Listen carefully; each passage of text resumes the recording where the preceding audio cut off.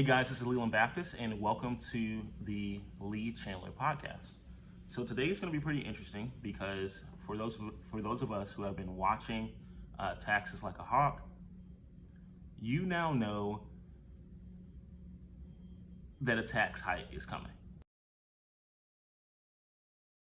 Okay? Boom. Spoiler alert. What's interesting enough is that this has been a matter of fact since the presidential race, since the presidential election. So it's one of those things where it's a shock, but at the same time, it's kind of like, I was expecting it, right? So here's what's happening. I hope you guys are ready for this, all right? So as you know, every morning we look at Morning Brew, and Morning Brew is it's a news outlet, and so every single morning they're going to send you various news topics related to business that you're normally not going to see on the mainstream. All right, and it's great for investors. So in today's inbox, we got quite a few things from in reference to taxes. All right, I'm gonna go through some of those things with you right now. So first and foremost, there is going to be a bump for income tax. All right. It's going to bump up to 39.6%. Now, here's the thing. Most Americans that earn large amounts of money, let's say 600,000 or more, right? So most physicians, most doctors are already paying 40% in taxes. So what's happening now is that federal taxes are going to be 39.6%. Let's just round up and call it 40, okay? So if you're not a business owner, what you need to do, so if you're an employee and you earn $400,000 or more, right, as a salary, what you need to start doing is you need to create a business. This is my suggestion for you. You need to create a business, or you need to have some type of passive income that is being generated from an entity, preferably a passive entity, that you can get tax breaks for. Please, because if not, you might as well just cut your check in half. And so a lot of entertainers and athletes that I have worked with, they're automatically expected. They expect without a shadow of a doubt that they're going to pay 50% in taxes. Now it's sinking into more of the professional level, where if you're a salaried CEO, if you are a salaried physician, that you're going to pay basically 50% in taxes. Now, something that you can do with your bonuses, just as a tip, you can request your company to pay your bonuses by advancing that amount of money to your life insurance policies. Okay, so that basically they can pay that extra towards your premium, depending on the type of life insurance you have. That becomes a cash value that you can later on use for other activities in the future. That's just a tip. Take it as you choose. Please consult with your tax attorney, CPA, and tax professionals on that. But that tip is worth gold. Okay. Now, capital gains, right, that are $1 million or more, those capital gains will be taxed. Pardon me. Those capital gains will be taxed if you earn $1 million or more as normal income. Okay.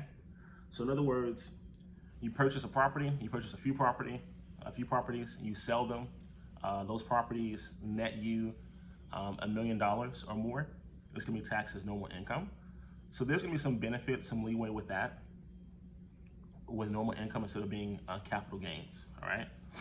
Now, if you kind of think about it, if normal income is being taxed at 39.6% of 400,000 or more, well, if you earn $1 million or more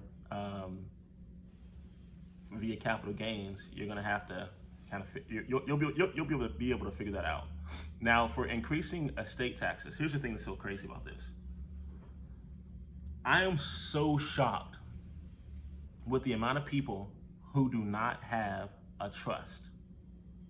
I am so shocked with the amount of people who do not have a trust. I am more shocked with the amount of people who pass away, who are deceased, who die, okay? And their family has to fight over their assets, or their family goes to sell, their properties, and then they're surprised when they have to pay various taxes or various fees. Here's the deal. If you don't understand anything else I'm telling you today, if you're listening to the sound of my voice, open a trust. Put your assets in said trust. Create a will. Okay? Outline the allocation of your assets for the will. But if you want to avoid taxes properly, what you should do is keep the assets in the trust, and upon the beneficiary passing away, upon the grantor passing away, there are already beneficiaries listed within the agreement of the trust. So once again, create a trust. If you don't understand the benefits of having a trust, now you should, because estate taxes are going to be 45% for assets worth $1 million or more. The average home in the United States is worth somewhere between $250,000 and $500,000. So that means that if you own, for example, 2 properties, that's $1 million plus, okay? Just having 2 rental properties, that's $1 million plus, based on the average prices in property. So that could be a personal home and another rental property. That's $1 million, all right? That could be 4 middle income homes. Well, that's $1 million bucks. And instead of having your family pay 45% to the government, please put it in a trust. If you don't understand the benefits of having a trust, you will now. If you don't understand the benefits of having a trust, I give a free ebook on this, okay? Just go to lelandbaptist.net/35. That's it, all right? It's a free ebook. You can actually see all the benefits of a trust. You can learn about how to create a trust on your own, okay? Seriously. Now, what's gonna happen is that for businesses, man, so previously, President Trump had corporate taxes at 21%, okay? Now corporate taxes are going to increase to 28%. And I want people to think about this. There was a stimulus bill passed, right? And so it's one of those things of, do you want the stimulus bill to pass, or do you want to pay for it now or pay for it later? Do you want to pay for it now, or do you want to pay for it later? And it appears that many Americans are going to be paying for it later. All right? So corporate taxes are going to increase to 28%. There may be some slashing of some tax benefits, such as pass-through businesses or entities, such as LLCs. If that's the case, guys, that means you're going to have to incorporate your businesses or your taxable entities a different way. All right. So we don't know for sure what tax treatment will take place for pass-through entities, but I'll make sure to give you guys the link to access the brew in the description. Okay. So one thing that we do know is that 40% of profits that are earned by multinational firms. Multinational firms just means, for example, Apple. Apple is a multinational firm. Apple may have headquarters in California, okay? But Apple is incorporated, I believe, in Ireland, all right? So they're able to, is it Ireland and Greenland?